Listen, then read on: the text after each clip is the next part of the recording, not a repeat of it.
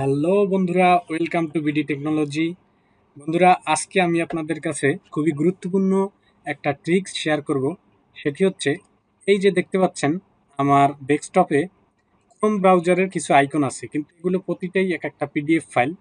কিন্তু এগুলো আইকনগুলো শো করছে ক্রোম ব্রাউজারের আইকনের মতো। এটা সত্যি বিভ্রান্তিকর এবং অনেকেই এই ধরনের বিড়ম্বনার মধ্যে পড়েন। তো এইটাকে কিভাবে পিডিএফ আইকনে পরিণত করা যায়, আমি আজকে আপনাদেরকে সেইটাই দেখাবো। যে কোনো একটা আপনারা সিলেক্ট করবেন, এখানে ক্লিক করলাম, এরপরে মাউসে ক্লিক করব।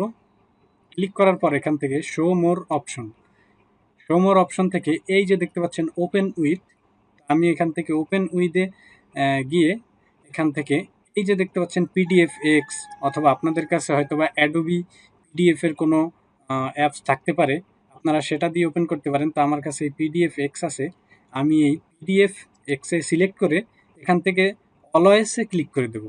অলওয়েসে ক্লিক করে দেওয়ার সাথে সাথেই কিন্তু দেখতে পাচ্ছেন আমার আইকনগুলো কিন্তু সবগুলো আইকন চেঞ্জ হয়ে গেছে। তো বন্ধুরা, এইভাবে চাইলে কিন্তু আপনারা ক্রোম ব্রাউজারের এই আইকন থেকে পিডিএফ আইকনে পরিণত করতে পারেন। তা আমি আপনাদেরকে আরেকটু করে দেখাচ্ছি আরেকটা দিয়ে।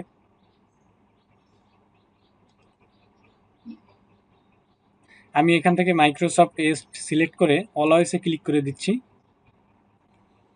তো বন্ধুরা, এই কিন্তু আমার পিডিএফ এর যে অরিজিনাল লোগোটা থাকা দরকার, সেটি কিন্তু আমাদের এখন চলে আসছে।